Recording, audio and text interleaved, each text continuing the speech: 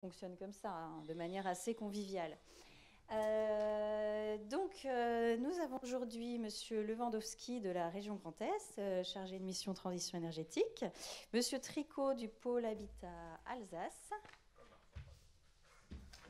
Ah oui, pardon, j'ai mis Alsace. Monsieur Grandjean du syndicat départemental d'énergie et des déchets 52 et Madame Gauthier de Bouygues Bâtiment Nord-Est.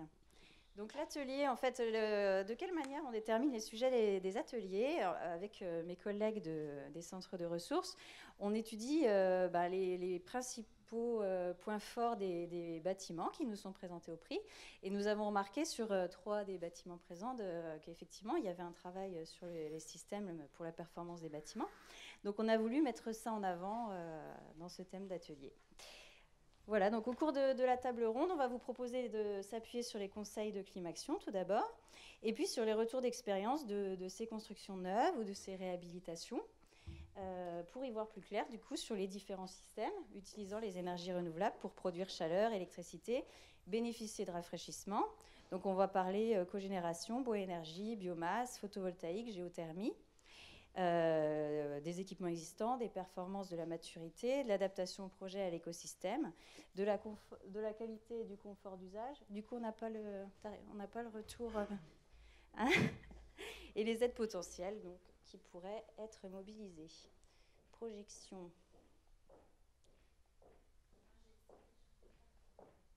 Normalement, tout à l'heure, il m'a montré que c'était sur PM3. C'est pas grave. On va fonctionner sans au début. Ça va aller pour Monsieur Lewandowski, tout simplement de présenter le dispositif Climaction, mais c'est vrai que sans le support, c'est plus difficile. Attendez, je vais vous mettre en route le micro.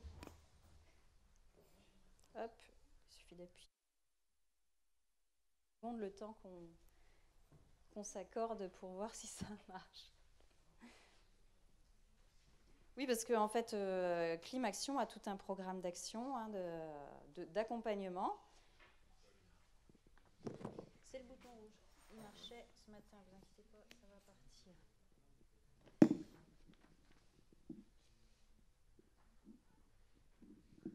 Décidément. On a tout testé ce matin.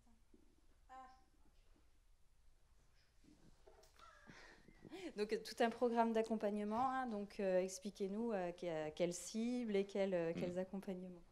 Alors, bonjour à tous. Je suis David Lewandowski de la région Grand Est au service transition énergétique. Et donc je suis spécialisé sur l'efficacité énergétique des bâtiments et j'ai aussi tout un historique sur les systèmes et les énergies renouvelables. Je suis là donc pour vous présenter le programme Climaction, qui est le fruit d'un partenariat fort entre l'ADEME et la région Grand Est, dans le cadre de la mise en œuvre de la stratégie régionale sur le développement des énergies renouvelables, l'économie circulaire, les déchets et la maîtrise de l'énergie, bien évidemment, dans les bâtiments. Alors, ce que je voulais vous dire en introduction, c'est que la région, donc, voilà le diaporama. Donc la région travaille sur un document de planification qui s'appelle le SRADET. Et dans le cadre de ce SRADET, il est imaginé qu'en 2050, la région Grand Est soit une région à énergie positive. Ce qui nécessite pour nous un effort en termes de réduction des consommations énergétiques, mais aussi un développement fort des énergies renouvelables, qui est aujourd'hui le sujet de notre table ronde. Je vais laisser peut-être le diaporama si vous arrivez à l'afficher, ce sera peut-être mieux.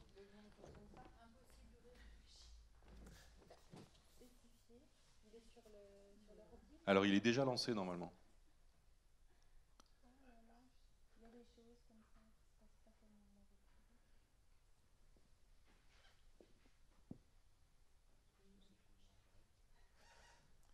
Il y aura du travail au montage. Voilà.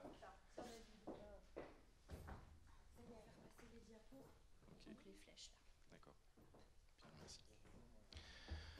Voilà, vous voyez en bas à droite de la diapositive le logo Grand Est Territoire, qui est la marque du SRADET, donc le schéma régional d'aménagement, de développement et d'équité, et de développement durable et d'équité des territoires. Voilà. Donc le cap régional, c'est effectivement une région énergie positive et bas carbone en 2050, donc avec une diminution des consommations et un développement fort des énergies renouvelables.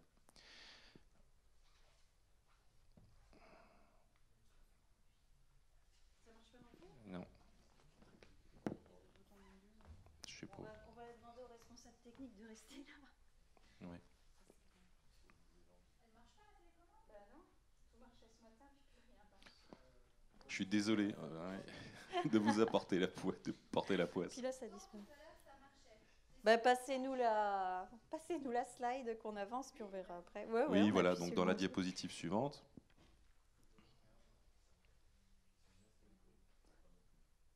Alors c'est vrai que quand on n'est pas à la maison, qu'on découvre une nouvelle salle, il peut y avoir des petits soucis. Mais une belle salle, mais... Des questions? Bon alors, on peut peut-être essayer de le faire de manière...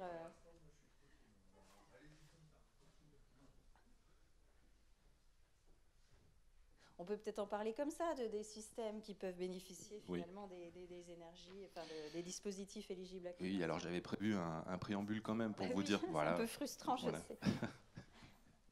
Alors, sur différents sujets, la région est chef de file, dont le climat, l'air et l'énergie, l'économie circulaire et la planification et la gestion des déchets.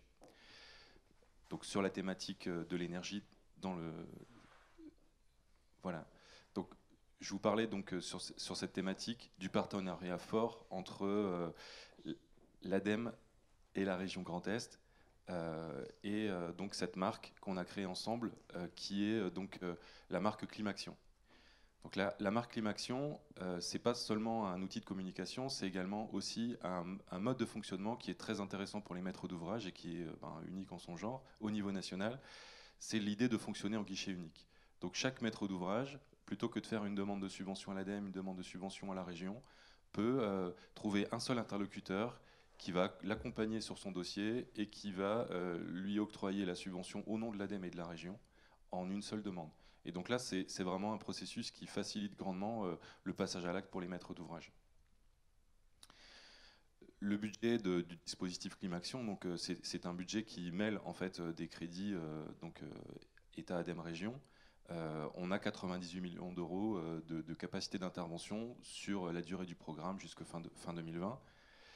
On a donc un budget régional dédié à la thématique environnement, dont à peu près 20 millions d'euros sur la transition énergétique.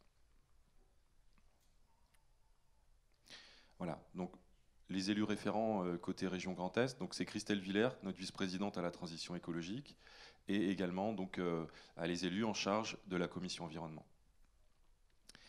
La particularité du programme Climaction, c'est qu'il offre une certaine proximité avec les maîtres d'ouvrage sur le terrain, puisqu'on est organisé en 3 ex-sièges de région et également en 12 maisons de la région disposées partout sur le territoire régional, avec la possibilité de trouver dans chacune de ces maisons un interlocuteur pour vous accompagner sur votre projet, que ce soit maîtrise de l'énergie ou énergie renouvelable.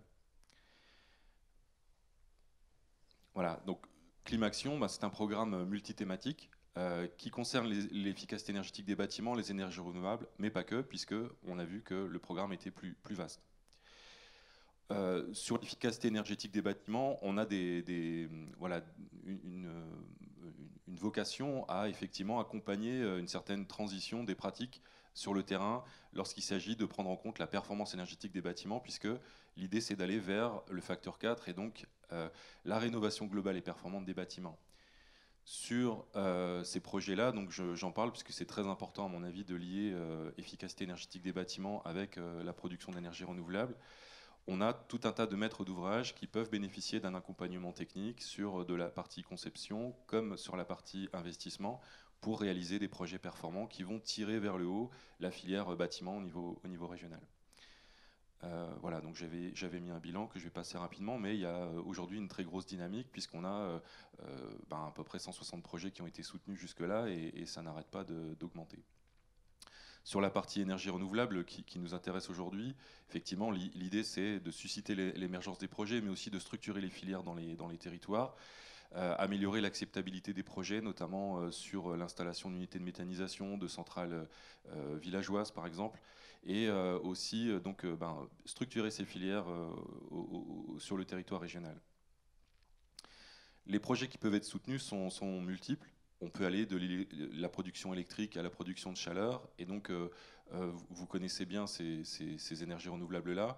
La particularité de ce programme, c'est qu'il va aussi sur une articulation avec les fonds européens, qui permet de multiplier l'efficacité sur le terrain des dispositifs, puisque l'accompagnement est plus fort, puisqu'il est coordonné. Et dans les nouveautés, voilà, c'est vraiment une grosse nouveauté, c'est le soutien de projets participatifs et citoyens, notamment l'idée d'associer la population dans le développement de projets d'énergie renouvelable.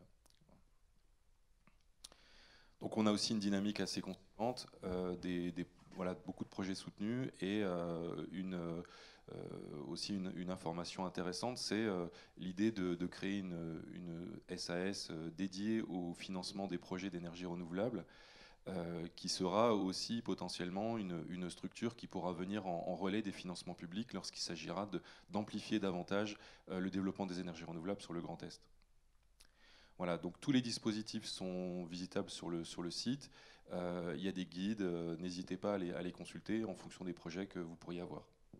Ce qui est important, du coup, c'est de vous solliciter en amont du projet, pour que vous puissiez mettre en place tout un tas de... Oui, tout à fait. Pour bénéficier de subventions, il faut se présenter le plus tôt possible dans les agences pour entrer en contact avec l'accompagnateur Climaction qui vous correspondra, et dès le départ, essayer d'intégrer le dispositif dans la conception de votre projet. Oui, parce que vous pouvez aussi peut-être accompagner, grâce à des dispositifs d'aide à la décision, oui, le choix du système, de guider un peu... oui, tout à fait. De mener vers quelque Il chose. n'y a pas que des aides à l'investissement, puisqu'effectivement, la conception, le dimensionnement des installations est très important pour la pérennité du système, mais aussi pour son efficacité. Donc systématiquement, avant d'aller sur des investissements, on va veiller à la bonne conception du système, et pour cela, on a des dispositifs d'aide à la décision, donc des études de faisabilité qui permettent effectivement de dimensionner au mieux, mais aussi de réaliser un comparatif entre différentes solutions d'énergie, dont des solutions d'énergie renouvelable, pour que le maître d'ouvrage puisse prendre sa décision, une décision la plus éclairée possible. Et parmi les 3 projets présents, il y en a qui ont bénéficié des aides Climaction, parce qu'on va en reparler après plus précisément, mais non ? Dans le logement, il y a un nombre de logements qu'on n'a pas sur ce projet. D'accord. Voilà, est-ce que dans la salle... Voilà, j'arrive. Il y en a qui veulent déjà réagir. Bonjour, Laurent Marcignac, architecte. Vous parlez, donc c'est bien, on est sur les systèmes, vous donnez des aides pour rénover les systèmes et tout ça, mais est-ce qu'il y a des aides, alors je ne connais pas très bien Climaction, sur les enveloppes performantes, notamment les enveloppes biosourcées? Ça tombe bien, j'ai un projet. Donc Oui, et vous avez de la chance, puisque ma collègue Isabelle Saladé, la spécialiste du sujet à la région Grand Est, est présente dans la salle. Donc vous pouvez échanger avec elle là-dessus. Effectivement, alors sur la construction performante, le seul dispositif à votre disposition, c'est le dispositif qui concerne la construction de bâtiments passifs, exemplaires et passifs. Pour les dispositifs autour de la rénovation énergétique des bâtiments, qui constitue le gros de notre activité, au sein de ces dispositifs, on retrouve un système de bonification pour le recours aux matériaux biosourcés qui font partie intégrante de ces dispositifs. Ok. Bon, de toute manière, on comprend bien que Climaction, c'est une approche globale du bâtiment, et que vous allez justement proposer au moment de la prise de décision, donc en amont du projet, encore une fois, tout un tas d'aides et de solutions, quoi. Oui, c'est aussi un parcours d'accompagnement. On est souvent confronté à des maîtres d'ouvrage qui n'ont pas forcément toute l'ingénierie requise pour engager les projets, par exemple dans les petites communes. Et c'est vrai que les chargés de mission Climaction sont là aussi pour guider la démarche et pas seulement instruire des dispositifs. D'accord. Écoutez, s'il n'y a plus de questions, merci bien. Vous n'hésitez pas à réagir ensuite aux interventions également des autres intervenants. Donc, Monsieur Tricot du Pôle Habitat Colmar, que je ne redise pas une deuxième fois une bêtise. Donc, maître d'ouvrage sur ce projet dont on va parler de 13 logements collectifs situés à proximité du centre de Colmar, au cœur d'un îlot récemment aménagé. J'espère que cette fois, on va réussir à voir le panorama. Quelles étaient les ambitions, donc la philosophie de ce projet, certifié passif par prestataire, et comment êtes-vous intervenu sur ce projet? Bonjour, donc effectivement, Christian Tricot, je suis le directeur du développement de Pôle Habitat Colmar Centre-Alsace, donc bailleur social. Bon, en attendant que le diaporama arrive, je vais commencer. La première question qu'on peut se poser, finalement, c'est pourquoi faire un logement passif? Voilà, on y arrive. Bon, ça c'est la photo du bâtiment terminé, puisqu'il est achevé maintenant quand même. Donc la question effectivement, pourquoi avoir choisi de réaliser un immeuble passif? Déjà, c'est dans l'esprit de notre entreprise. On a une direction générale qui ne nous freine pas de ce côté-là, donc ça c'est déjà une bonne chose. Je pourrais même dire qu'il nous pousse. L'idée aussi, c'est une pérennisation financière de nos locataires. Par l'intermédiaire, par l'intermédiaire de la baisse des charges, et puis aussi une démarche tout simplement environnementale dans un cadre de développement durable. Ça n'était pas notre première opération, c'était la troisième opération qu'on avait en construction neuve passive. On avait déjà travaillé sur une première opération de 7 maisons dans un écoquartier qui était déjà passif et qui avait été présenté ici d'ailleurs en 2016, si ma mémoire est bonne. Et on vient de terminer une seconde opération avec un bâtiment collectif neuf, ce coup-ci, de 30 logements. Le souhait, c'était pas seulement de faire du passif, mais c'était aussi de rentrer dans un aspect environnemental avec des matériaux biosourcés, des énergies renouvelables. Et donc, c'est ce qu'on a cherché à faire à chaque fois, vous le verrez par la suite. Donc là, l'expérience, on a voulu la faire sur un type de bâtiment différent. Entre la maison individuelle et le bâtiment collectif, il y a ce qu'on appelle, nous, l'habitat intermédiaire, hein, qui était un bâtiment un peu plus petit, vous verrez, composé d'uniquement 13 logements. On a voulu travailler sur 3 choses. Donc c'est un peu la philosophie du négawatt. À l'époque, on ne connaissait pas ça, mais on l'a fait sans faire exprès. Mais ça semble assez logique, hein, finalement. Hein. Donc en premier, une réduction des besoins. Hein, comme on dit, la meilleure énergie, c'est celle qu'on ne consomme pas. Hein, donc on a cherché à travailler sur la compacité avec le maître d'œuvre qui est présent dans la salle ici, j'en parlerai tout à l'heure. Le bioclimatisme, on avait la chance que ça se présente bien, vous le verrez plus tard. Et puis aussi, on a voulu réfléchir au cas de vie des locataires avec la proximité des services. C'est un immeuble qui est en ville, vous verrez tout à l'heure. L'efficacité énergétique, l'isolation renforcée, ça c'est sûr, parce qu'il faut faire 3 choses, hein, isoler, isoler et isoler. Et puis le recours aux énergies renouvelables. Est-ce que ça va marcher? Ok, je vais peut-être être un peu loin là. Non. Bon, un petit rappel, ça je pense que j'apprendrai rien à quiconque ici, mais c'est peut-être intéressant de rappeler ça parce qu'on verra tout à l'heure par rapport aux résultats qu'on a obtenus, qu'on y est arrivé assez facilement. Et avec un effort aussi qu'on a voulu faire sur le confort d'été, hein, en limitant aussi les entrées de chaleur, parce qu'on se rend compte que c'est souvent des problèmes qu'on peut avoir sur des bâtiments de ce type. Donc les intervenants, nous, maîtres d'ouvrage, donc on a un bailleur social géré de taille moyenne. Hein, on est l'Office public de l'habitat de la communauté d'agglomération de Colmar. L'architecte ASP Architecture. Alors oui, avant de parler de l'architecte, on s'est dit, on a déjà fait un cahier des charges. On a dit à peu près voilà à quoi on veut arriver. On voulait aussi, on a commencé à en parler tout à l'heure, utiliser les bras de levier que sont les dispositifs d'aide de la région. Et ça a été vraiment un élément déclencheur, on le verra tout à l'heure, parce qu'on arrive quand même à un niveau de subvention qui est à peu près de l'ordre de 10% du coût des travaux, ce qui est énorme quand même, hein, vous verrez. Donc en fonction de ce qu'on voulait faire, on voulait travailler effectivement donc, sur du renouvelable, donc avec de l'ossature bois, avec du biosourcé. On n'avait pas forcément imposé l'isolation paille qu'on a réalisée, mais ça nous a été proposé ensuite par les équipes au niveau de la maîtrise d'œuvre. Donc on a fait une consultation et puis on a retenu l'équipe qui nous semblait être la mieux placée pour répondre à notre demande. Hein. Donc vous avez les noms ici. Des Vosgiens, hein, vous voyez, comme quoi les Vosges ne sont pas infranchissables. Et on voulait quand même avoir aussi l'assurance que le bâtiment était bien conforme à ce qu'on voulait avoir, les standards du label. Une garantie effectivement sur la bonne réalisation. Et puis il faut le dire aussi, ça nous était demandé aussi pour obtenir les subventions. Donc on a fait certifier notre immeuble par prestataire et on est arrivé à B2E+, et en E3C2. Comment s'est passé le choix du système? Pourquoi se tourner vers ce système précisément? Bien, on a été très largement accompagné par notre maître d'œuvre dans cette affaire-là, parce que nous sommes maîtres d'ouvrage. En fait, on va donner un cahier des charges fonctionnel, on va expliquer où on veut aller, à peu près avec quel système on veut y arriver, et finalement, c'est le maître d'œuvre qui va nous décrire le produit. C'est son œuvre, c'est lui qui la conçoit quand même. J'ai l'impression qu'il manque quand même quelques lignes, quoi. Mais bon, voilà, ok. Donc, ouais, merci. Donc, c'était important. La structure mixte bois-béton, ça, on l'avait imposé parce qu'effectivement, il y avait un financement qui nous était donné par la région et qu'on voulait obtenir. L'isolation des façades en paille, ça, c'est le maître d'œuvre qui nous l'a proposé. Nous, on voulait quelque chose de biosourcé, mais on n'imposait pas systématiquement la paille. Ils avaient l'expérience en la matière. Ils sont venus avec des références qui nous ont convaincus, donc on a décidé d'y aller. C'était pas anodin parce que construire un bâtiment collectif avec des façades en paille, c'est un petit pas à franchir. On n'a pas trop l'habitude, mais on le regrette pas. Les menuiseries extérieures en bois, ça, on ne voulait pas de PVC. Donc triple vitrage parce que pour arriver au passif, il a bien fallu aller par là.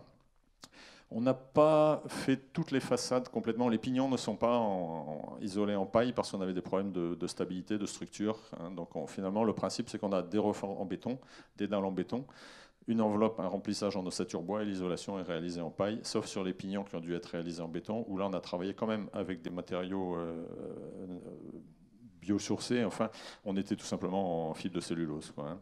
On a isolé les combles en fibre de cellulose aussi. On est passé avec une chaufferie bois collective, ça c'est ce qu'on ne voulait pas. On ne voulait pas de chauffage individuel, tout simplement pour des raisons d'entretien, de maintenance. Et puis ça nous permettait aussi d'avoir une installation performante, ce qu'on n'aurait peut-être pas eu avec 13 chaudières individuelles, quoi.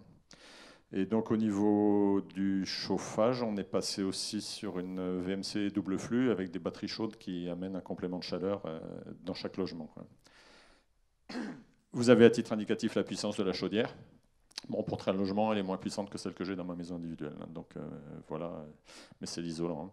Un système de bouclage sur l'eau chaude sanitaire. Donc c'est-à-dire qu'en fait, dans les combles, on a un bouclage surisolé. C'est-à-dire que l'eau chaude sanitaire tourne en permanence et les gens n'ont pas besoin de faire couler une demi-heure pour obtenir de l'eau chaude. Et puis, bien sûr, pour traiter le confort d'été, de grands balcons sur la façade sud qui font un office de brise-soleil très intéressant.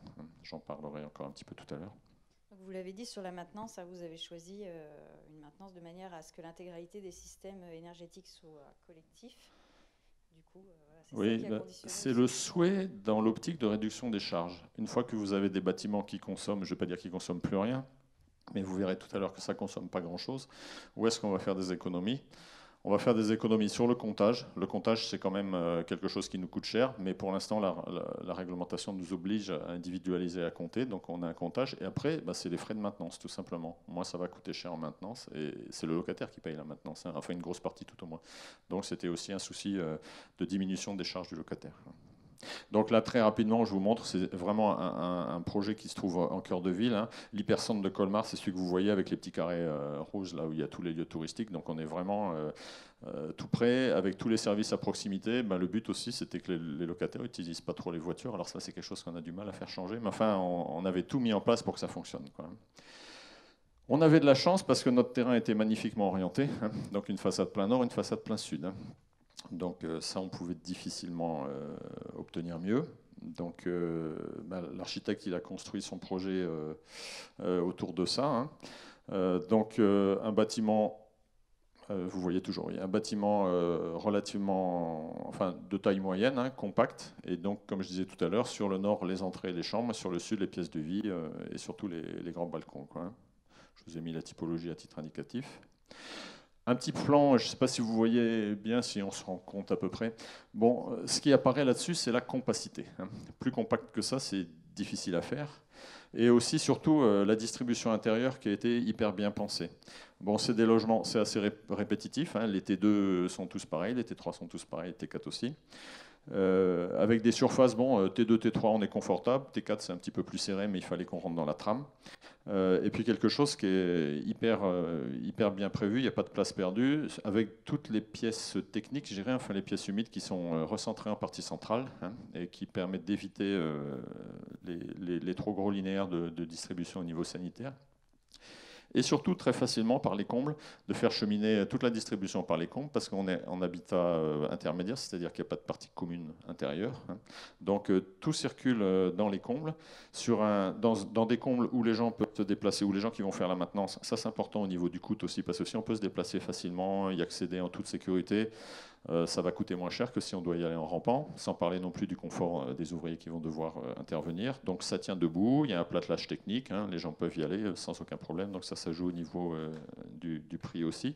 Et là, vous le voyez peut-être pas bien, mais sur chaque zone de sanitaire, dans les WC, il y a une gaine technique, hein, qui est plombée avec les logements d'en dessous, donc c'est très bien conçu, de manière à ce que ça coûte pas cher aussi, parce qu'on parlera tout à l'heure aussi du budget. Bon, très rapidement, je passe là-dessus. Bon, on voit qu'on a des résultats qui étaient largement inférieurs à ce qu'on devait avoir. Hein. Aussi, on se rend compte quand même que le plus gros poste qui correspond à peu près à 50%, c'est l'eau chaude sanitaire. Quoi. Et ça, c'est difficile de ne pas demander aux gens d'utiliser d'eau chaude. Hein. Par contre, on a quelque chose qui est surisolé, avec des systèmes de bouclage, jusqu'aux canalisations de distribution dans les logements des sanitaires qui sont aussi isolés. Quoi. Donc voilà, de manière à ne perdre le minimum de calories, et puis aussi consommer le moins de litres. La maintenance, donc on y vient rapidement. Donc tous les systèmes énergétiques sont situés dans un local unit. C'est la photo du local. Donc vous voyez, c'est propre. Hein. On pourrait peut-être presque y aller en pantoufle. Hein. Il y a de la place pour travailler autour. Hein. Donc ça, c'est important aussi. Centralisé, c'est-à-dire que le maintenancier, il vient dans un local, il a tout sous la main, sauf les batteries chaudes, parce que dans chaque logement, il y a une batterie chaude qui vient faire un complément de température sur la VMC double flux. Local technique facilement accessible. Il y a une porte qui donne directement de l'extérieur. Et il n'est pas obligé d'aller sonner à 3 portes pour pouvoir y arriver. Il n'y a pas d'émetteur de chaleur.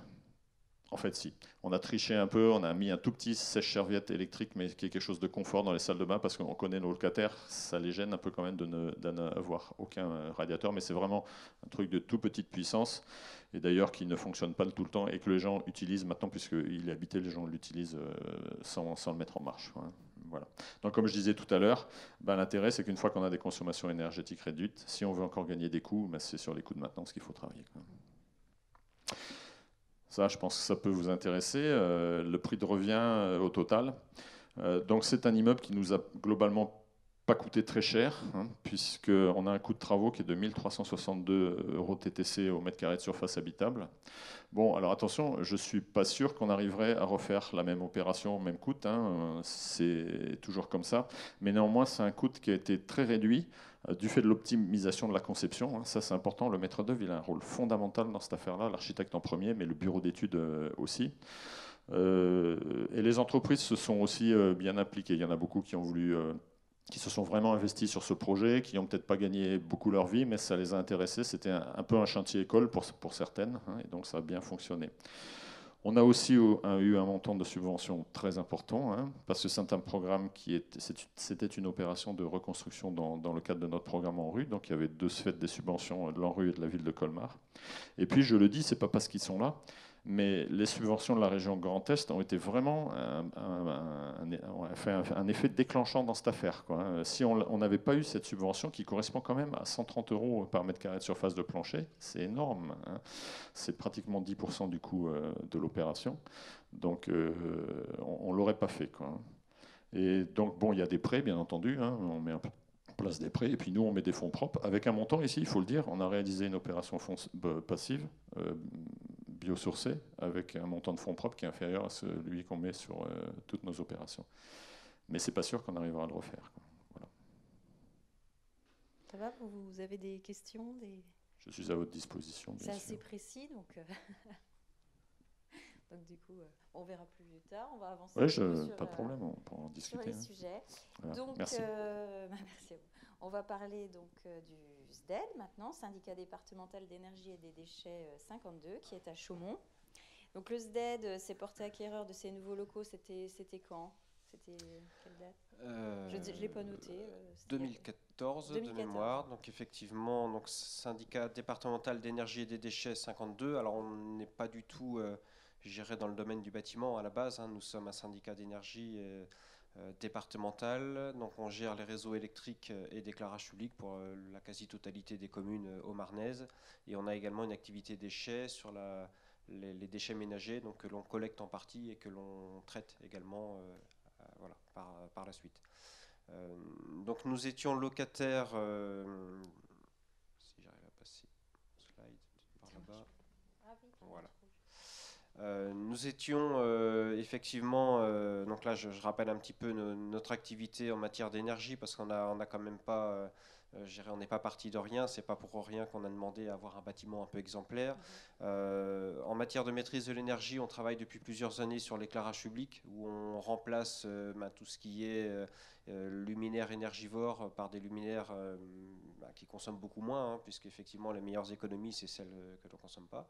Donc on pose beaucoup de luminaires LED aujourd'hui, c'est un produit qui fonctionne bien.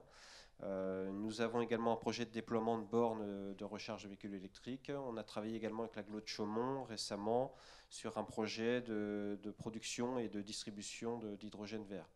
Donc un projet qui a été retenu d'ailleurs lors d'un appel à projet lancé par l'ADEME très récemment, enfin en début d'année. Et puis on valorise également tous les déchets ménagers que l'on reçoit, que l'on réceptionne. Il y a une usine d'incinération qui a été construite sur Chaumont et l'incinération permet de produire à la fois de l'électricité par un système de cogénération et puis on produit de la chaleur pour un réseau de chaleur qui alimente un certain nombre de logements. Alors je n'ai plus exactement le nombre, logements et bâtiments administratifs sur la ville de Chaumont. Il y a plusieurs kilomètres de réseaux de chaleur qui ont été déployés. On comprend mieux pourquoi du coup le volet énergétique a fait l'objet d'une approche globale sur ce bâtiment. Tout à fait. On a effectivement des élus qui sont sensibles à cette notion de maîtrise de l'énergie depuis plusieurs années, puisque dans nos activités, je dirais, propres, on y travaille au quotidien. Donc, du coup, le bâtiment atteint le niveau d'un bâtiment passif avec l'obtention de la certification Enerfit+. Voilà, tout à fait. Ça a fait effectivement l'objet d'une démarche intellectuelle et gérée sur plusieurs années. Donc effectivement en 2014, on a acquis ce bâtiment qui avait été laissé libre par le SDIS, les pompiers de Haute-Marne, donc qui eux ont eu droit à une construction d'une caserne toute neuve. Donc le bâtiment a été libéré. Nous étions locataires de locaux qui étaient tout à fait corrects, mais on se retrouve un petit peu à l'étroit. Et puis en termes de charges, bon, c'était assez coûteux. Donc voilà, l'occasion d'acquérir ce bâtiment, on s'est lancé dans ce projet-là. Et puis on s'est également attribué, je dirais, les services à un maître d'œuvre qui est également présent ici, pour définir le programme dans un premier temps, avec des objectifs énergétiques ambitieux, et puis ensuite réaliser les cahiers des charges et le suivi des travaux. Avoir des soucis pour passer, effectivement. Donc là, la photo du bâtiment tel qu'il était avant, donc bâtiment assez classique des années 70. J'ai dû en mettre plusieurs. Voilà, il y avait, j'irais toute la partie arrière, il y avait un parement-pierre qui était tombé. Donc la structure béton est à nu. C'était pas très, très joli d'ailleurs. Bon. Donc ça, c'est la partie ouest. Cette photo-là, je l'ai mise parce qu'on y voit également la présence de balcons. Où nous, à l'inverse, effectivement, pour du logement, on les a démolis pour permettre de traiter les ponts thermiques que ça peut engendrer, parce que là, on est vraiment sur du béton brut. Voilà, c'est construction vraiment début des années 70. Merci. Donc, les objectifs énergétiques, elles ont été traités effectivement par l'isolation des façades, qui a été vraiment je dirais peut-être le plus gros, le plus dur à envisager. Donc isolation des façades par une ossature bois extérieure.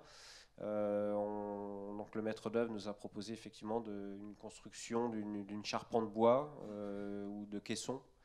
Et cette charpente, ces caissons ont été remplis de ouate de cellulose sur une épaisseur de 30 cm. Donc on est vraiment venu en rapporter par-dessus la façade existante, ce qui nous a permis de conserver, je dirais, le cloisonnement extérieur, intérieur, je dirais.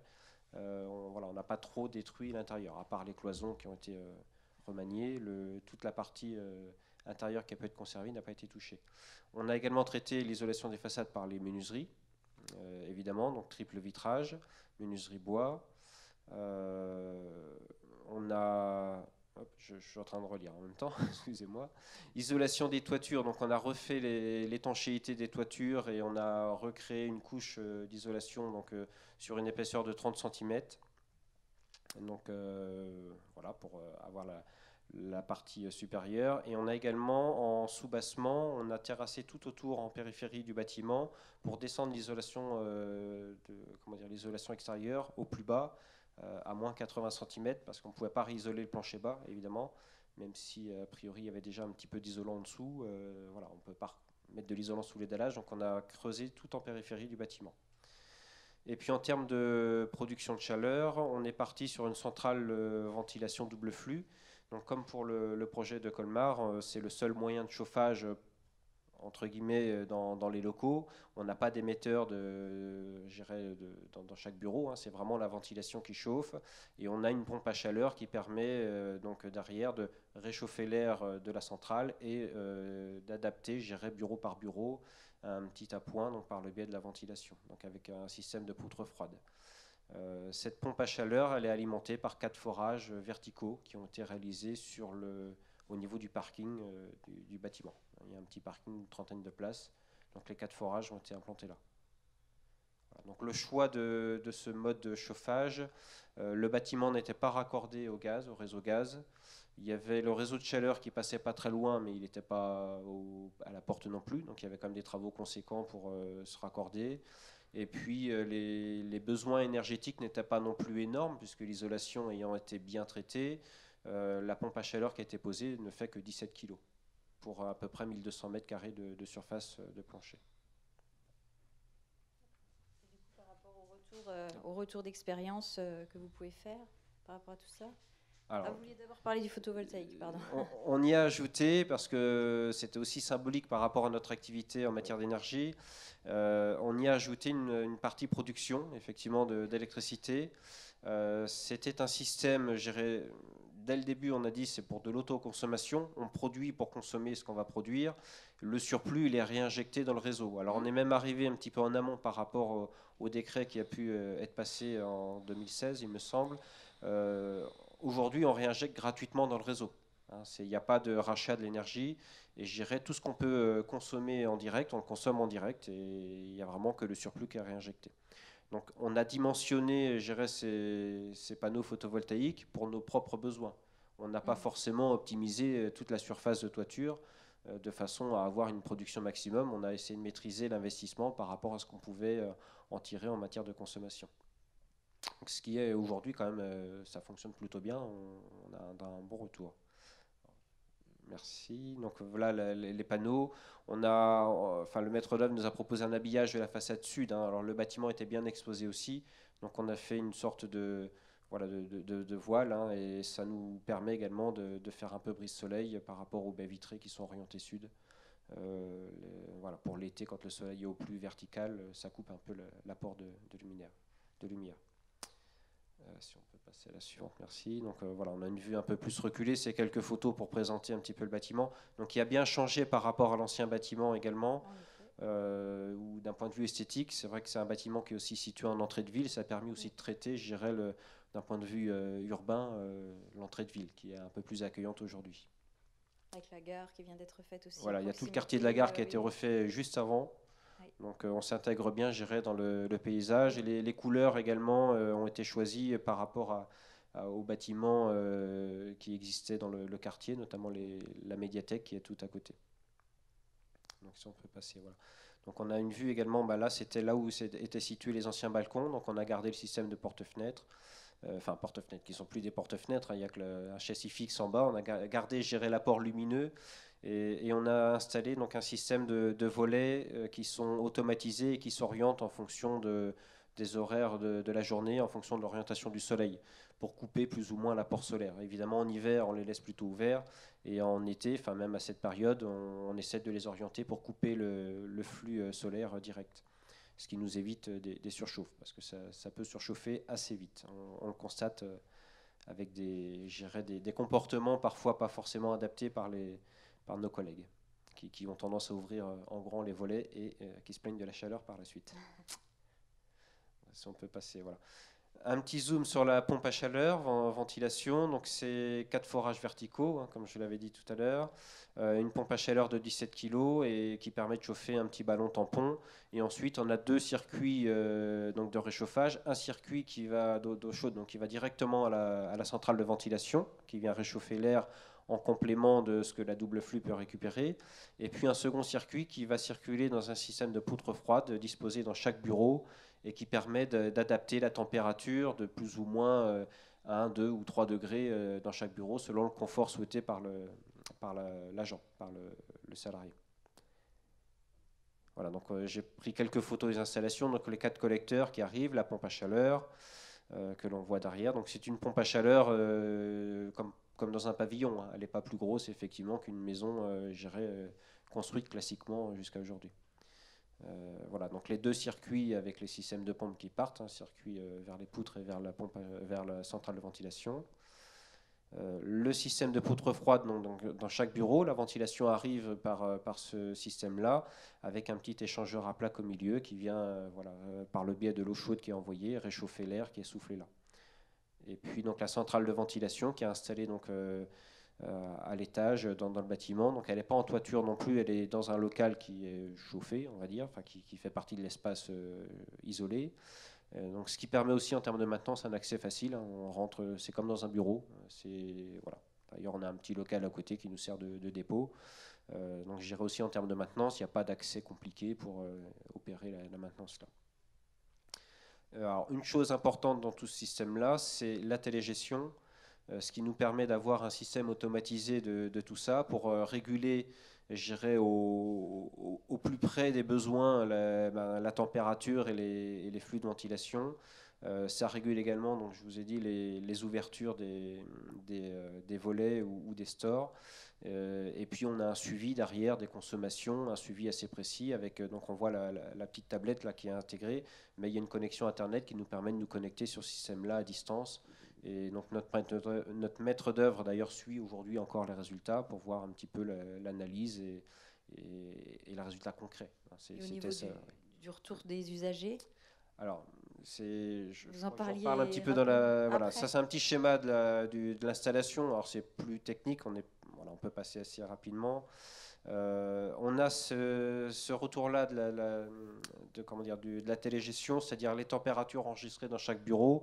Et c'est là qu'il y a une petite interaction avec les usagers et les comportements. On voit tout de suite en fait la personne qui va ouvrir la fenêtre alors qu'il ne faudrait pas, ou à l'inverse la personne qui va ouvrir les volets alors qu'il ne faudrait pas. Donc voilà, ça permet aussi de mesurer et parfois de faire un petit rappel sur le bon comportement à avoir. C'est vrai que récemment, on a eu une période un peu plus fraîche et on avait coupé le chauffage. On n'a pas voulu rallumer. Il a fallu négocier le matin un petit peu.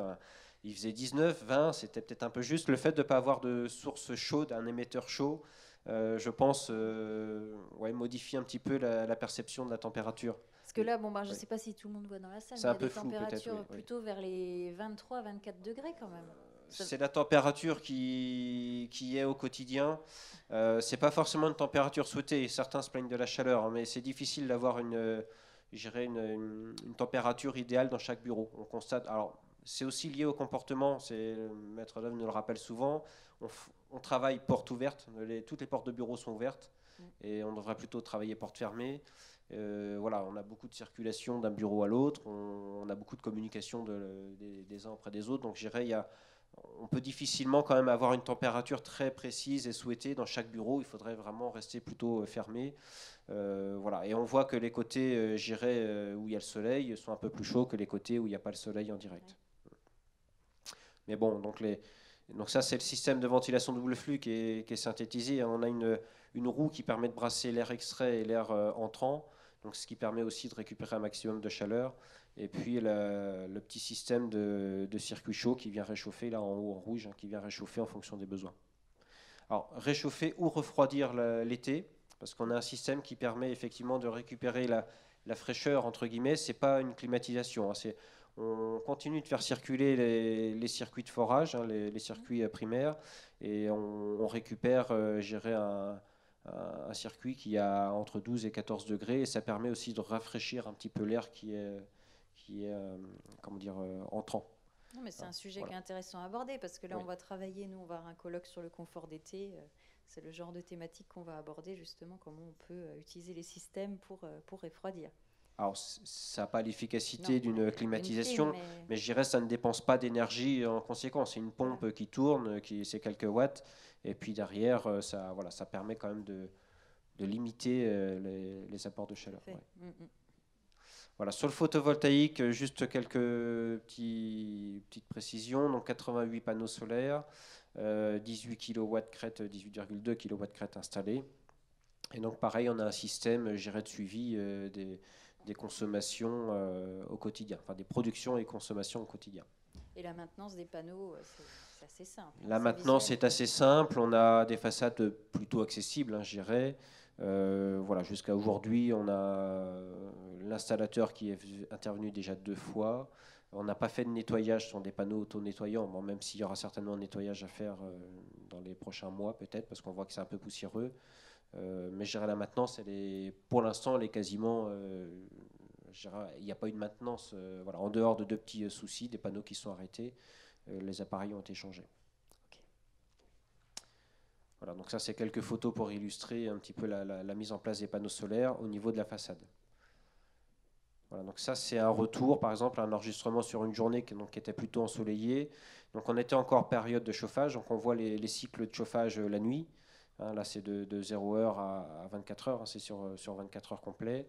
À partir de 7h30, 8h, le soleil qui apparaît, donc la production qui apparaît. La journée, il y a l'apport solaire, donc il y a moins de chauffage. On voit que la partie consommation baisse un petit peu. L'autoconsommation, donc, qui ressort en bleu, c'est tout ce que... Donc la journée, en fait, on n'achète pas d'électricité. La partie verte, c'est la surproduction. Alors évidemment, on ne peut pas produire toute la journée. À voir ces graphes-là, on pourrait se poser la question sur l'utilité d'un stockage. Mais bon, c'est aussi compliqué. C'est vrai qu'on ne l'a pas forcément étudié à la base. Voilà. Donc c'est des journées comme, sur le mois de février, on en a eu beaucoup, des journées comme celle-là. Jusqu'à début avril, c'est vrai qu'on a bénéficié d'un bon ensoleillement en début d'année.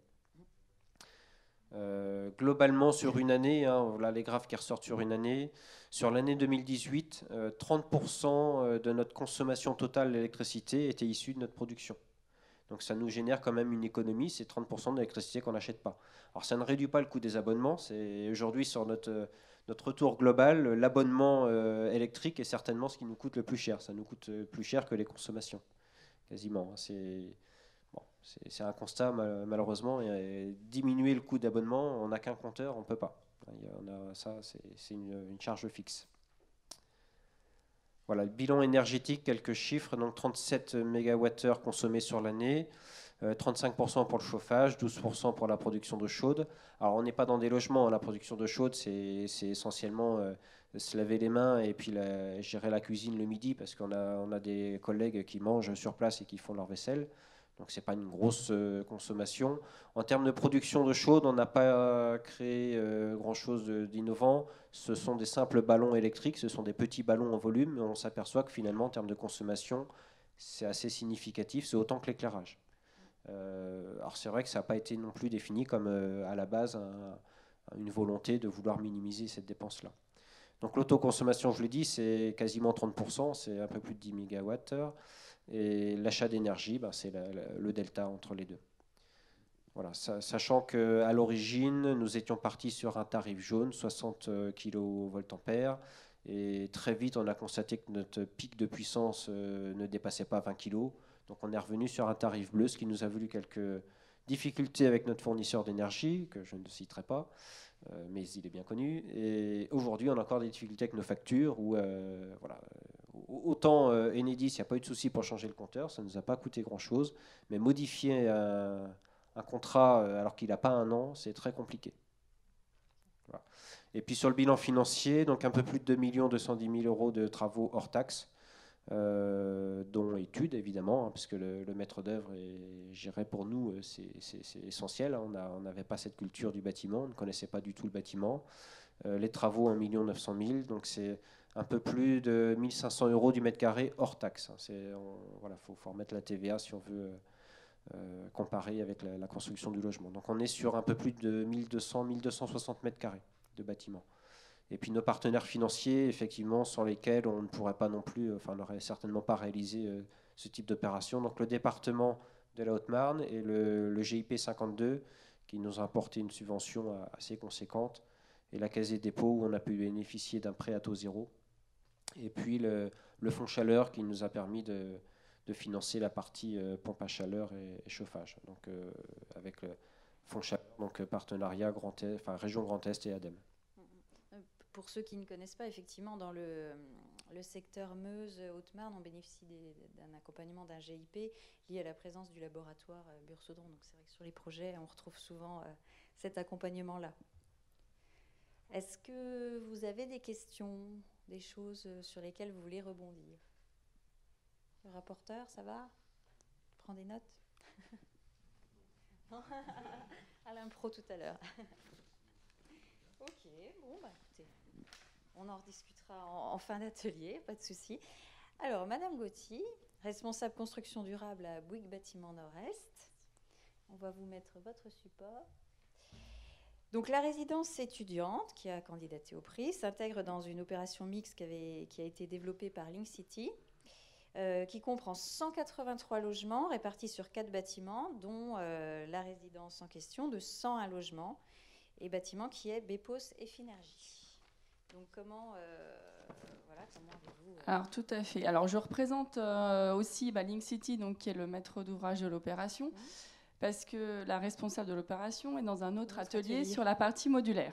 Parce que sur ce bâtiment-là, oui, on avait vu deux choses sur lesquelles il y a deux sujets sur ce bâtiment-là. J'en parlerai aussi. C'est un bâtiment qui est fait aussi en façade panneau-bloc, qui nous a permis d'industrialiser la construction et surtout de sortir donc 101 logements de résidence étudiantes et jeunes actifs en même pas 14 mois de travaux.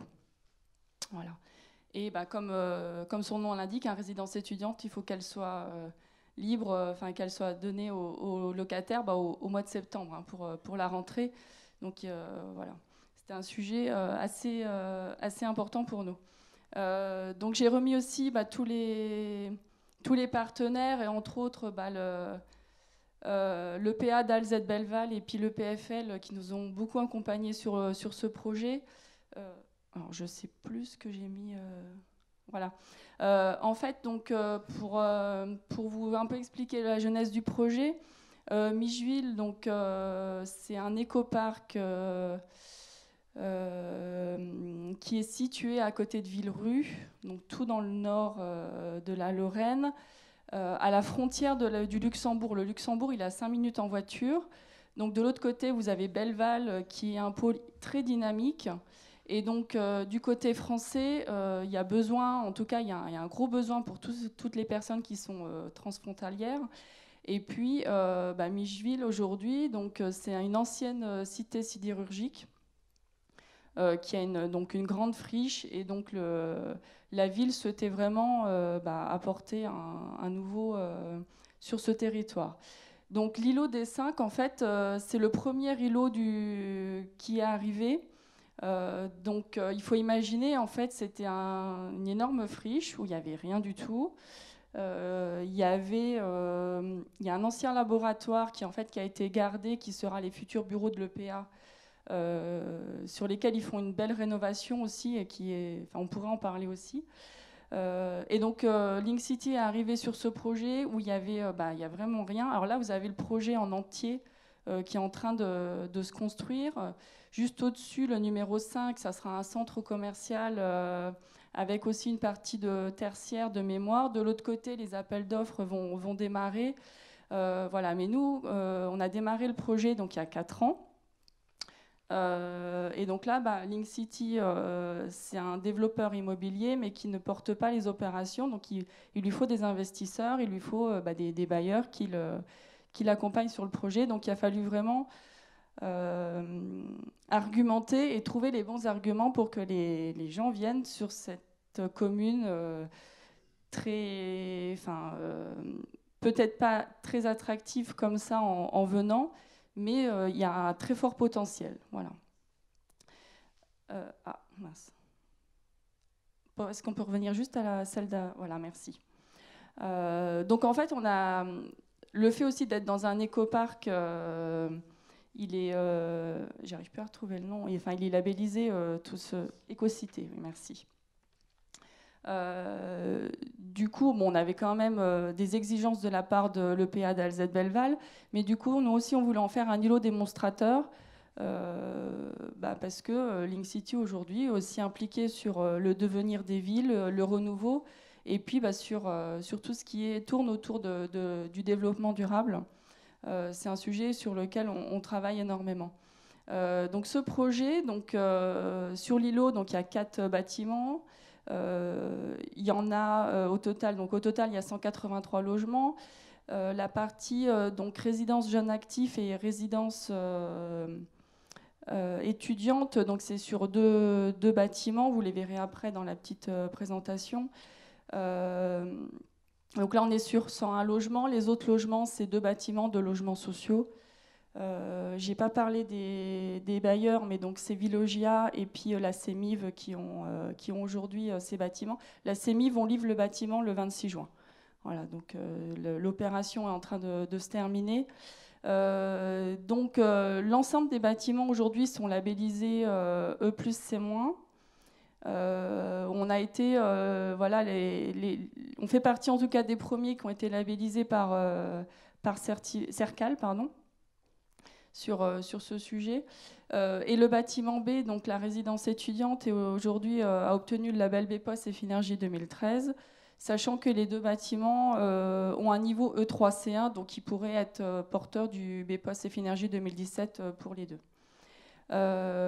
Les bâtiments C et D, on est sur une RT 2012 moins 20%, on est un petit peu moins ambitieux. Voilà. Ce que je disais, pour le projet est aussi présenté dans un autre atelier. On a utilisé les produits Panobloc pour l'ensemble des façades. Alors pas les pignons parce qu'on avait aussi un problème structurel comme un colmar. Donc en fait les pignons sont porteurs et les façades aujourd'hui sont arrivées en bloc. Elles étaient inscrites dans le cycle du béton, donc on montait les dalles. Et les façades arrivaient finies, c'est-à-dire qu'on avait le panneau-bloc, donc l'isolation, le bardage qui était déjà posé et les menuiseries PVC. Et donc on a arrivé à faire un clos couvert très rapidement, ce qui nous a permis après de pouvoir facilement effectuer les travaux à l'intérieur pour pouvoir livrer en temps et en heure. Voilà. Alors, là, il y a un petit film qui a été fait qui présentera un petit peu tous les systèmes. J'ai essayé de vous le commenter en même temps. Donc, vous voyez aujourd'hui l'écoparc, vous voyez les plateformes qui commencent à être livrées par l'EPA. Et donc là, vous avez les 4 bâtiments. Je ne sais pas si on peut... Non, ça se coud un peu. Ah ouais, ça se coud un peu, ouais. Ça marchait bien quand vous me l'aviez envoyé.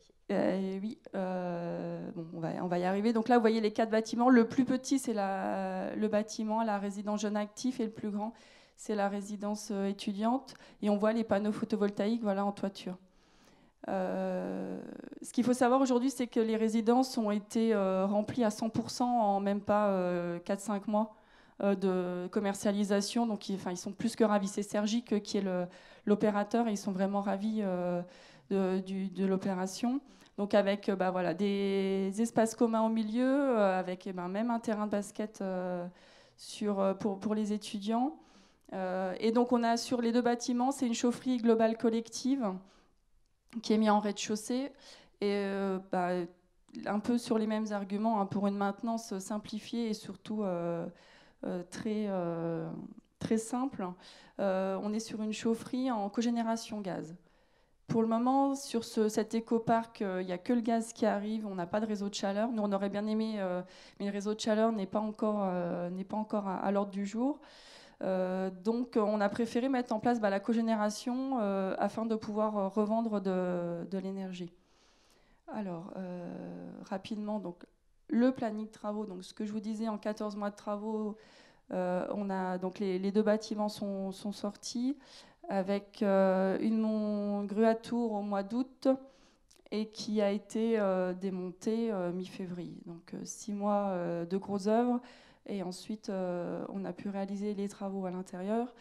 Et l'avantage du panneau bloc et que le bardage arrivait déjà directement, c'est qu'ensuite on n'avait pas de problème d'échafaudage, on n'avait pas de problème. Donc tous les extérieurs ont pu être faits très rapidement en même temps que les travaux intérieurs. Donc c'était vraiment toute une problématique de planning qui a été très, très intéressante.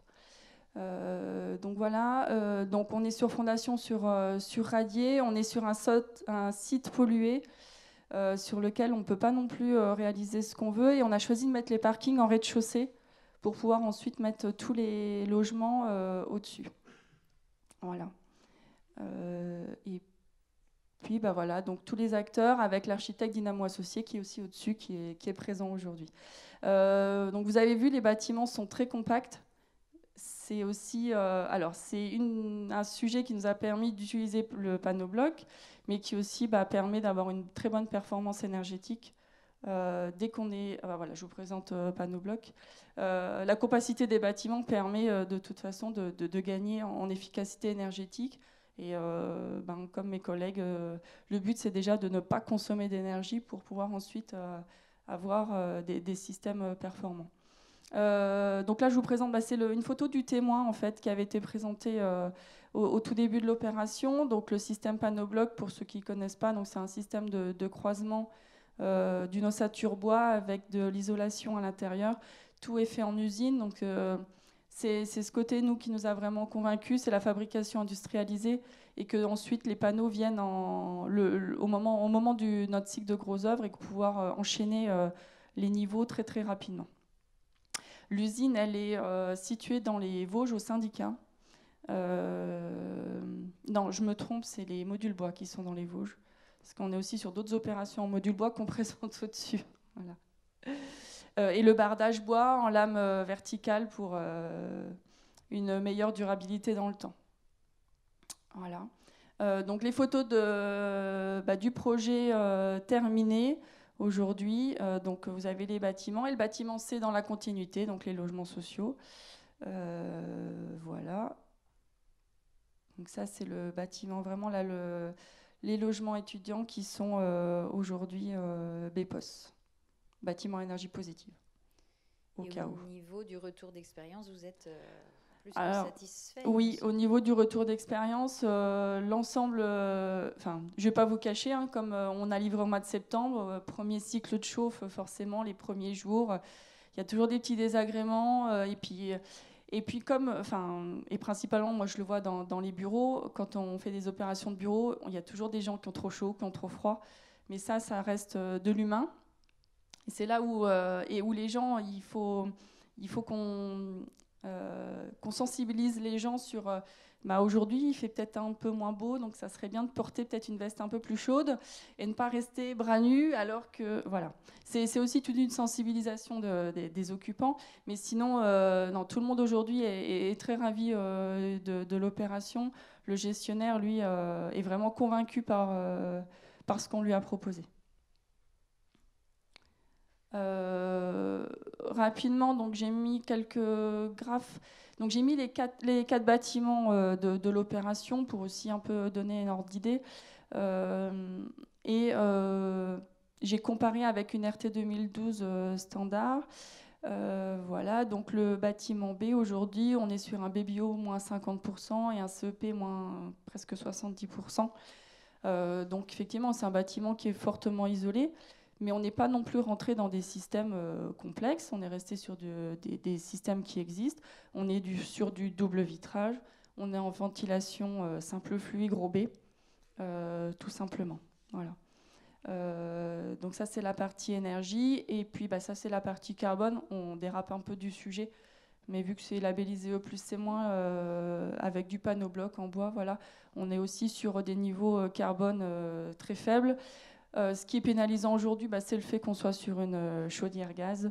Donc d'un point de vue émission de carbone, on est un peu pénalisé de ce côté-là, mais voilà. Sinon, c'est un projet qui est exemplaire et sur lequel on a de très très bons retours. Et voilà, alors c'est les perspectives de l'architecte. Je ne sais pas si vous vous rappelez des photos, mais on est très content du rendu parce qu'on ressemble à vraiment ce que l'architecte voulait. Et l'architecte est lui-même très content du résultat. Voilà. Oui. Quel type d'isolant vous avez mis en place? De la laine minérale. Laine minérale. Et en protection solaire pour l'été? Alors, en fait, là, c'est les logements, donc c'est des loggias, donc ils ont des protections solaires, on va dire, naturelles, du fait d'être en loggia. Sinon, on est sur du volet roulant. Oui, donc pas de protection spécifique Non. Ça risque pas de surchauffer, là, cet été? Je ne sais pas. On verra ce que nous disent. Alors, c'est de la résidence étudiante, donc on imagine qu'elle est un peu moins sollicitée juillet-août, déjà. Effectivement, mais c'est des sujets sur lesquels on n'a pas travaillé, étant donné en plus on est sur du panneau-bloc, donc c'est compliqué de vouloir rajouter soit du brise-soleil, soit des choses comme ça. On est resté sur aussi des systèmes simples, vraiment très simples, et sur lesquels le bailleur, c'est Villogia, et puis l'exploitant voulait conserver quand même des choses très simples parce qu'ils avaient un peu peur de la maintenance qu'ils pouvaient avoir ensuite par la suite, quoi.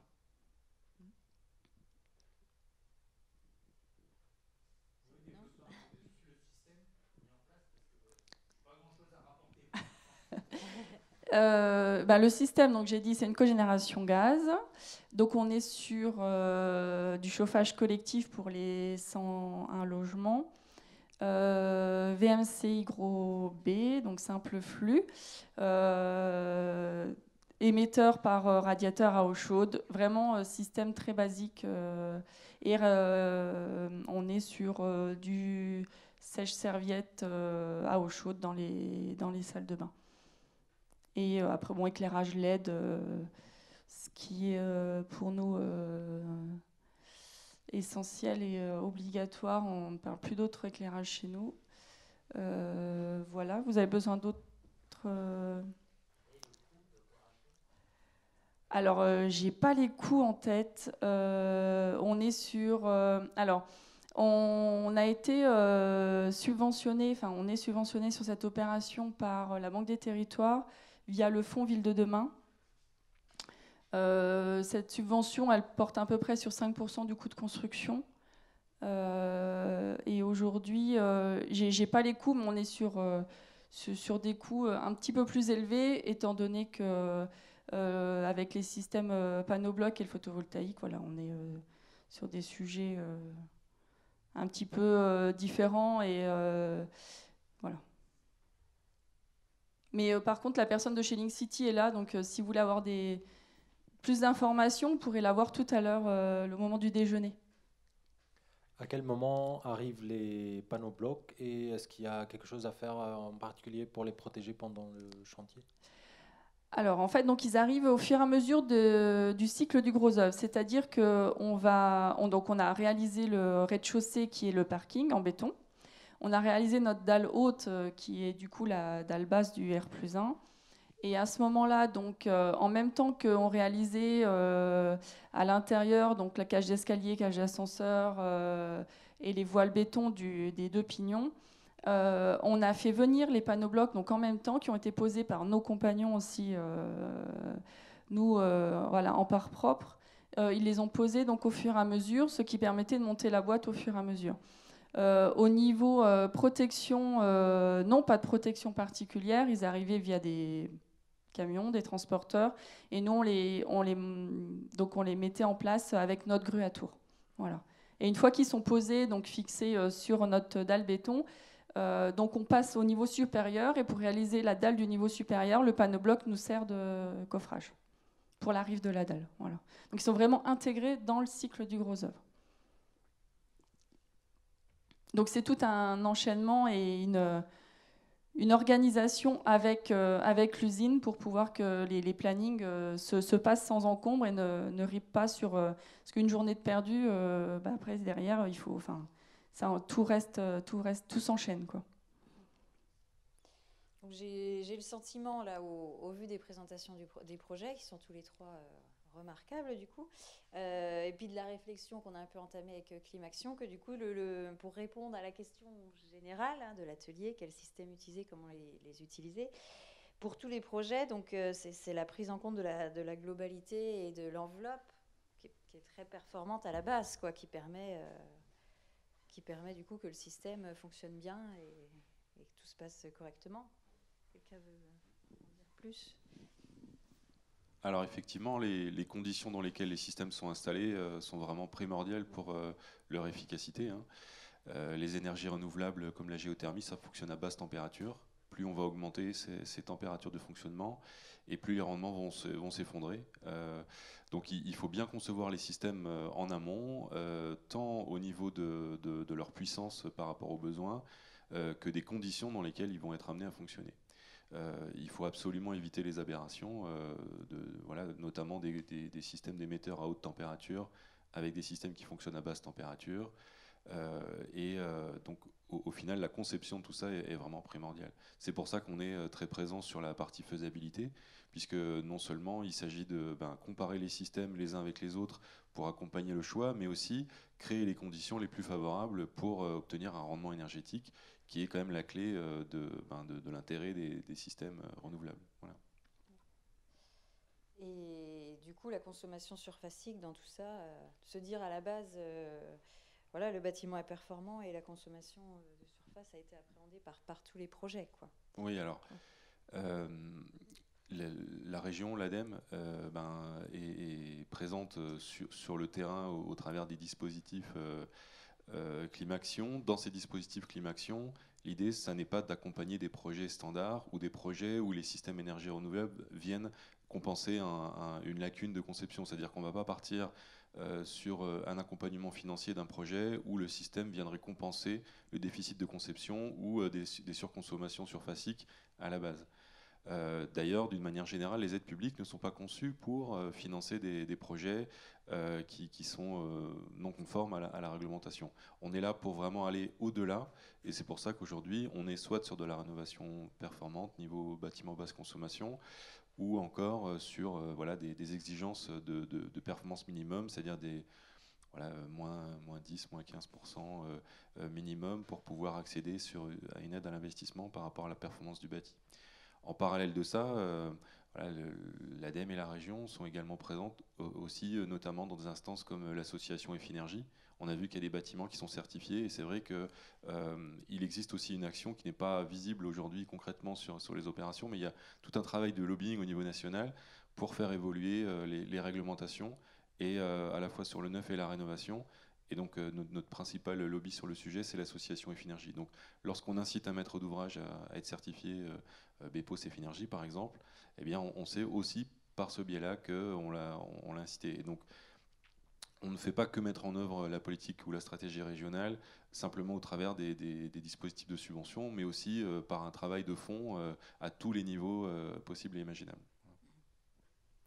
Et aussi, on l'a vu, donc le confort d'usage est plus ou moins bien vécu, bien ressenti. Mais du coup, est-ce qu'il y a des accompagnements aux usagers, des guides Oui, je peux effectivement développer là-dessus. On construit pour les gens qui vont habiter dedans. On leur met à disposition une installation performante. Au début, il faut les accompagner, hein. Donc, de toute façon, nous, dans notre labellisation B2E+, c'était un des critères qui était pris en compte aussi. Donc, il y a non seulement un petit guide qu'on leur remet, mais on a aussi des collègues qui sont chargés de venir les voir, qui leur expliquent les bons fonctionnements. Parce qu'au début, il y a toujours, Madame Gauthier le disait tout à l'heure, il y a toujours une petite période, et monsieur aussi, d'adaptation. Et nous, on a eu, cet hiver, ils avaient trop chaud, quoi, alors que le chauffage ne marchait pas. Donc il y avait des choses à faire. Il fallait, il fallait leur apprendre à s'occuper des thermostats. Oui, c'est un peu le confort d'été. On fait attention de mettre des brises soleil, effectivement, pour bloquer le soleil quand il était bien haut. Et comme quand cet hiver, on a un coup de chaud avec le soleil qui est en bas, ça rentre bien, quoi. Donc c'est vrai que c'est un peu quelque chose qu'on a eu au départ avec le locataire qui avait 24 degrés. et qui n'arrivaient pas. Alors, ils n'ouvraient pas la fenêtre parce que, bien sûr, on leur a dit qu'il ne fallait pas ouvrir les fenêtres. Mais dans un cas particulier, peut-être qu'il faut le faire momentanément pour faire baisser la température. Donc, effectivement, un accompagnement. Et cet accompagnement, il n'est pas uniquement sur l'aspect chauffage, c'est aussi l'utilisation du bâtiment. Sur l'opération, il y a aussi tout un système de tri des ordures, etc., des déchets. Donc, on les accompagne là-dessus aussi. Donc, voilà, l'accompagnement, c'est primordial. Oui, c'est du logement social. Oui. Il est livré depuis la fin de l'année dernière. Non, on ne l'a pas encore. On n'a pas le. Si, on a un début de retour financier quand même, parce qu'on voit bien ce qu'on met comme pellets dans la chaufferie, c'est-à-dire pas trop grand-chose, quoi. Et on a le retour aussi des locataires. Au départ, ils ont beaucoup appelé parce que c'était tout nouveau pour eux, quoi, hein. C'est pas très compliqué. Souvent, on dit on va vous donner un logement passif. C'est comme si vous avez une Ferrari. C'est pas vrai. C'est pas une Ferrari. Mais il y a des choses à faire. Il y a des comportements adoptés qui sont pas forcément ceux qu'ils ont eu toute leur vie dans leur logement précédent, quoi. Donc il y a des changements de comportement à faire. Ça se fait très bien. Et les gens s'en rendent compte très rapidement. Et puis ils sont motivés aussi parce que il y a un petit challenge. Il y a des comparaisons qui sont faites entre logements. Donc on leur dit pas que c'est à celui qui consomme le moins. Mais enfin voilà. Et puis ils sont directement intéressés parce que les économies, elles tombent directement dans leur porte-monnaie. Ça, voilà. Vous voulez en dire plus au niveau des autres bâtiments sur non? Ok. Et donc la ventilation aussi est importante dans ce contexte. Est-ce que là-dessus on a assez développé? Est-ce qu'il y a des frustrations? Quel point vous voulez développer? Peut-être Cédric, non, là-dessus? J'essaye de vous... Parce qu'en fait, on est un peu en avance, donc voilà, j'essaye de trouver d'autres thèmes. T'as assez de matière pour... Oui. Oui. Oui, donc Cédric, rapporteur pour aujourd'hui. Donc, je suis obligé d'écouter pour une fois. Non, moi je suis bureau d'études thermiques et spécialisé dans la ventilation, le passif, pas mal de domaines. Donc, par rapport à Climaction, je pratique Climaction, parce que j'ai 2 dossiers en cours à l'heure actuelle. Bon, sur des... moi, j'ai juste une question...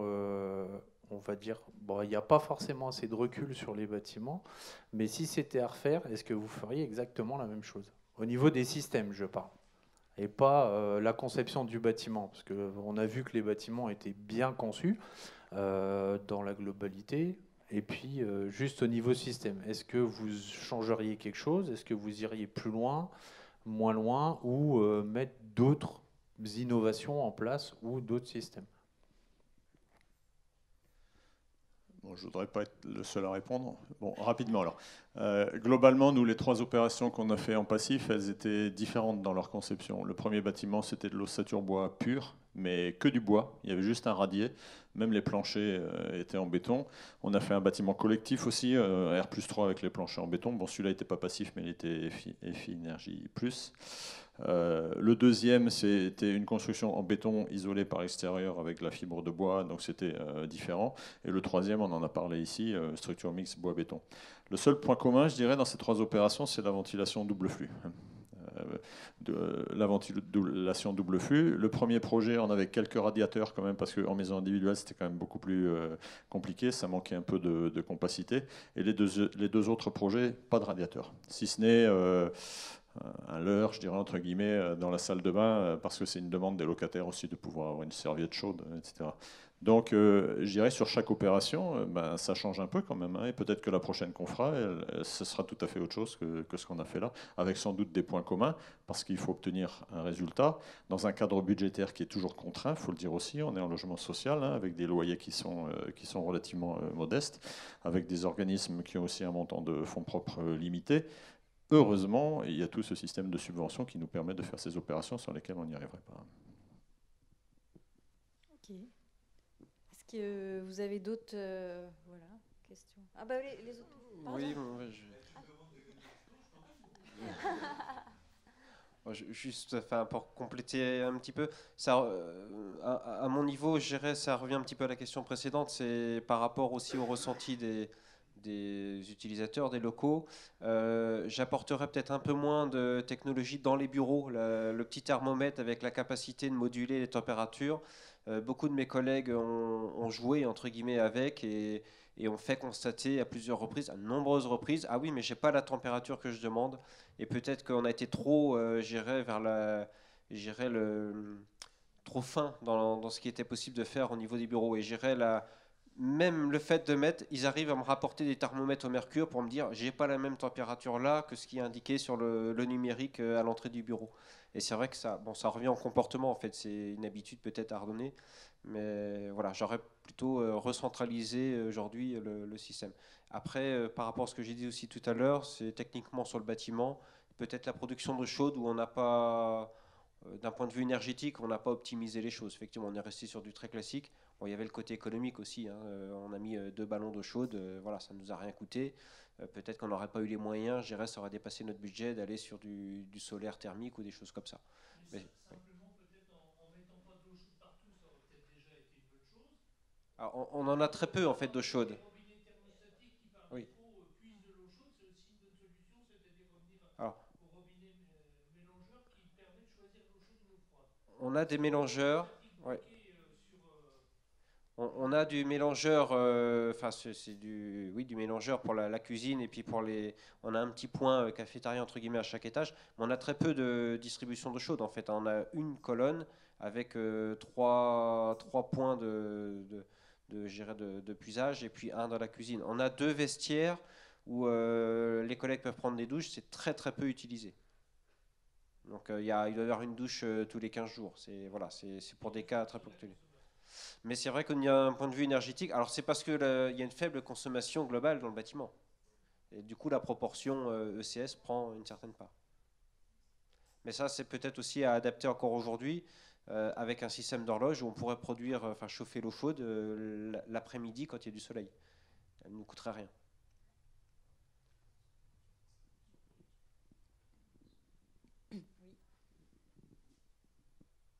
Oui, Nicolas Vautier, architecte. Par rapport à la question du comportement des utilisateurs, le but c'est justement que ce critère soit pas pris en compte, c'est-à-dire que le bâtiment marche sans qu'on puisse dire c'est la faute des usagers si ça se passe mal. Ceci dit, je discutais avant-hier avec le bureau d'études de Terranergie qui a travaillé sur votre opération et qui actuellement s'intéresse à du retour d'expérience sur du comportement d'usagers avec des appareils, notamment des thermomètres faussés, détalonnés, qui ont été donnés dans le cadre d'une étude à un certain nombre de locataires sur des bâtiments performants. Et il semblerait quand même qu'on est tellement maintenant habitué à regarder des chiffres pour en conclure un confort qu'on n'arrive plus à se dire j'ai froid ou j'ai chaud. Et donc, c'est aussi un peu pour revenir à la remarque de M. Grandjean, c'est-à-dire qu'à un moment donné, il faudrait... Le but, c'était aussi que les utilisateurs puissent optimiser leur confort, mais à un moment donné, ils s'y perdent eux-mêmes, c'est-à-dire que être bien, ça veut dire avoir 21 ou 22, alors que c'est pas forcément le cas, quoi. Et donc, voilà, c'est percevoir 21 ou 22, et donc dans le cadre de cette étude qui est actuellement menée, mais qui est plus sociologique que technique, les gens qui ont des thermomètres qui ont été faussés vers le bas et ceux qui ont des thermomètres qui ont été faussés vers le haut trafiquent tous dans le sens inverse, évidemment, pour essayer d'atteindre ce qui doit être atteint. Voilà, donc c'est assez bizarre, quoi.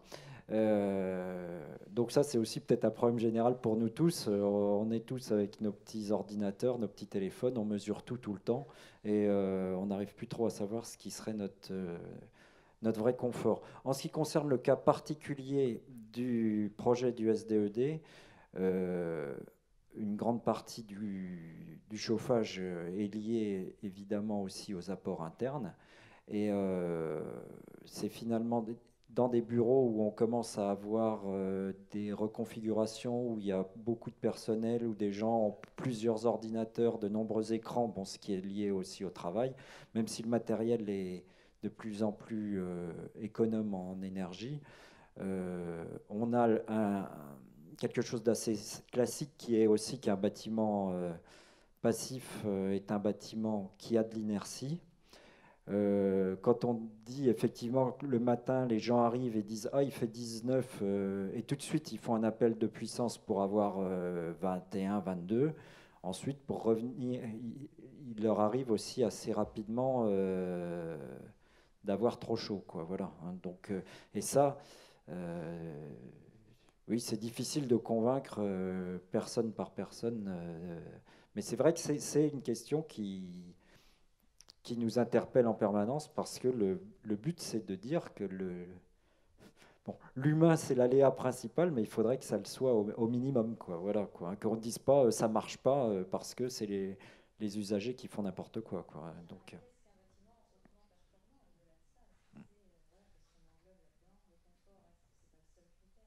oui, voilà. Oui.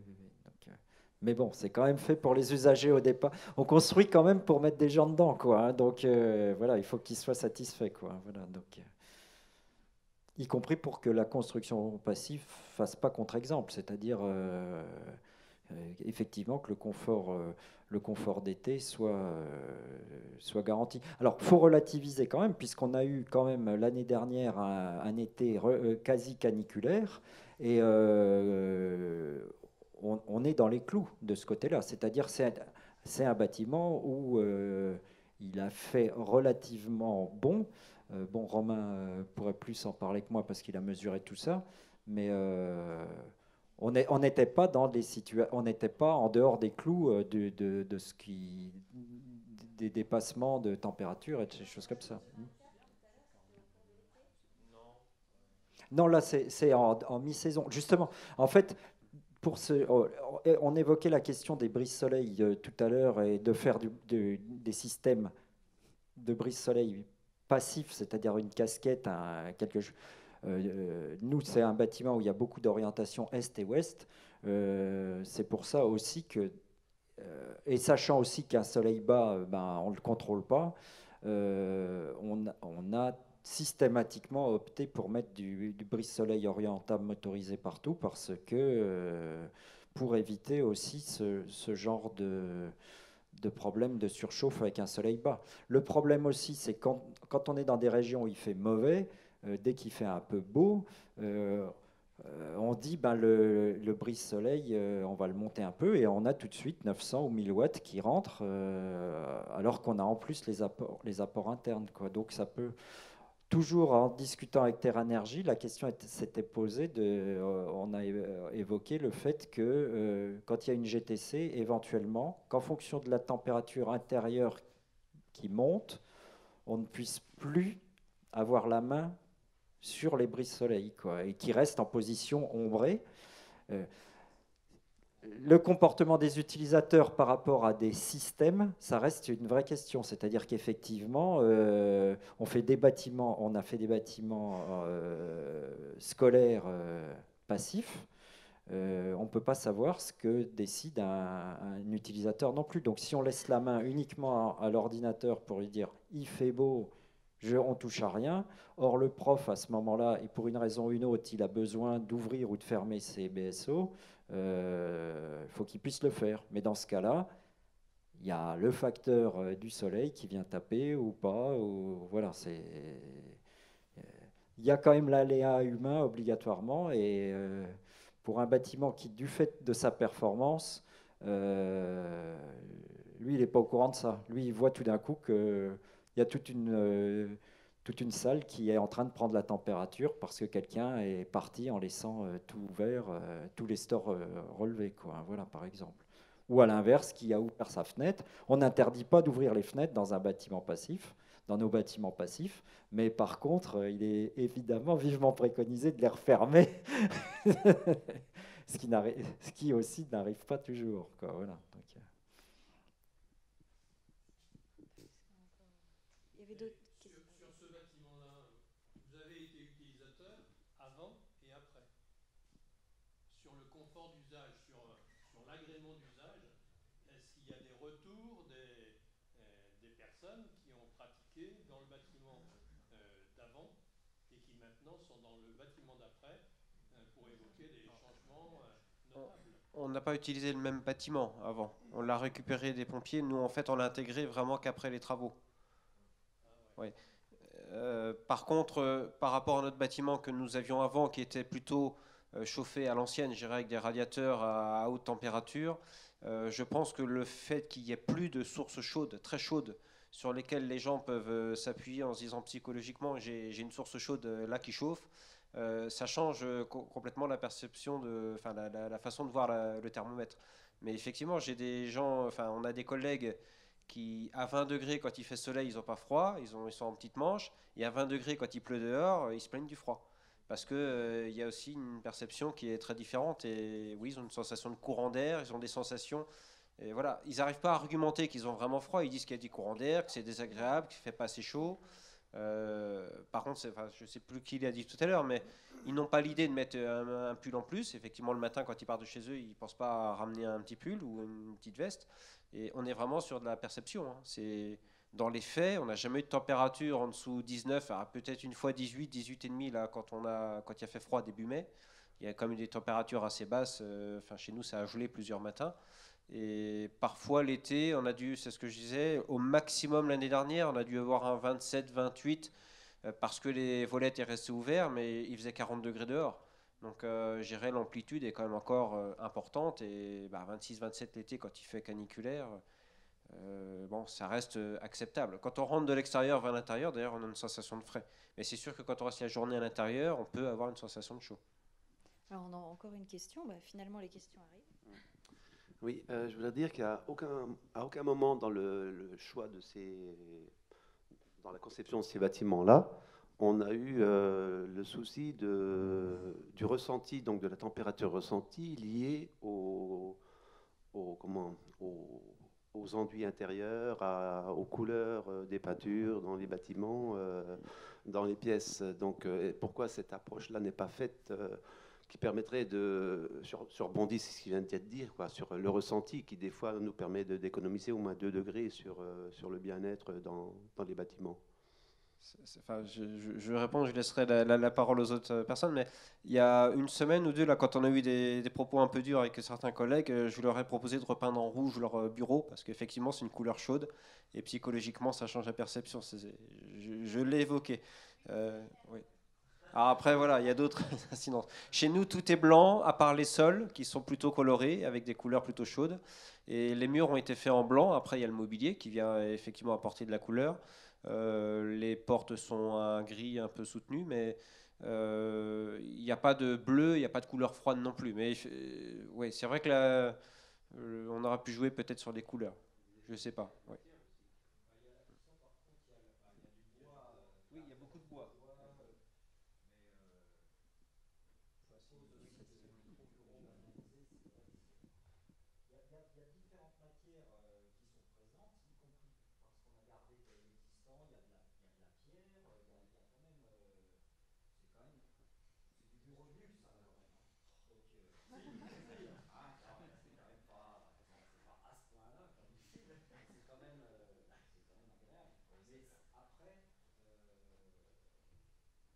La question spécifique du ressenti par rapport aux couleurs, il faut encore, justement, il faut encore. Les matières. Et aux matières. Mais il y a, comme on a une forte épaisseur des façades, on a des grandes tablettes en bois dans chaque bureau, donc plus la présence on a repris les anciennes découpes des châssis, donc le bois est quand même présent dans chaque bureau aussi. Après, ceci est question des conditions de travail. On a opté pour beaucoup de blanc et des couleurs très claires parce que tout simplement, voilà, on a des grands plateaux, de la profondeur pour minimiser l'usage de l'éclairage artificiel, des choses comme ça. Dans une salle comme celle-là où on cherche plutôt éventuellement à être pas trop réverbérant au niveau lumineux pour la projection ou des choses. On luxe, entre guillemets, d'être un peu avec du noir dans un espace de travail, ça devient vite trop sombre dès qu'il fait pas beau, quoi. Donc après, c'est des choix qui sont aussi liés à du simple bon sens au quotidien pour travailler, mais après, faire des taches de couleur. Ça fait des conceptions de parois aussi, en régulation hygrométrique et thermique, je veux dire en intérieur, à partir du moment où on a des parois perspirantes avec les... Ah oui, mais ça c'est le cas, Voilà, ça c'est le cas. il faut vraiment... voilà. Non, mais je ne juge pas les modèles là, c'est la réflexion d'ensemble sur laquelle on n'a pas forcément... C'est aussi des sujets, je pense que... Mais c'est plus difficile en rénovation, parce que bon, les matériaux de base sont déjà présents.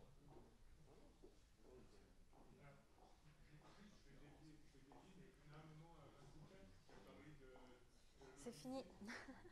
Allez, si, posez la dernière question. Là, on arrive à faire des super bâtiments super performants. Je crois que c'est vous qui avez parlé de réduire les déplacements. Et c'est peut-être il y a une réflexion peut-être aussi à mener là-dessus, parce c'est le premier ou le deuxième émetteur de gaz à effet de serre. Alors peut-être que vous êtes le seul à en avoir parlé, et à mon avis, c'est quelque chose qui est essentiel. C'est pas une question, c'est une réflexion en fait. Oui, c'est ce qu'on essaie de faire là. Bon, nous, on est un bailleur urbain avant tout, hein, donc c'est vrai que c'est plus simple. La voiture, c'est quand même quelque chose, hein, parce qu'on parlait, les clients, les locataires, ils habitent dedans, et certains, s'ils pouvaient rentrer leur voiture dans le séjour, presque ils le feraient. Donc là, après, si on leur donne toutes les possibilités de faire autrement, pourquoi pas, hein, finalement. Mais on se rend compte que tout ça, c'est pas uniquement faire de la performance énergétique, c'est un tout, quoi, hein. J'ai parlé aussi du tri des déchets. Je n'ai pas parlé de l'accompagnement social, mais en logement social, on peut en parler aussi, hein, parce qu'il faut que l'immeuble vive bien aussi, soit entretenu. Je parlais des couleurs. Si nous, on peint les murs en rouge, il n'y a personne qui va vouloir habiter dedans, hein. Ça, voilà. Après, au niveau de la maintenance, on va aussi sur des matériaux qui sont faciles à entretenir, qui correspondent avec la gamme à laquelle on travaille, de manière à ce que nos collègues, quand ils vont faire de la maintenance, ce soit simple.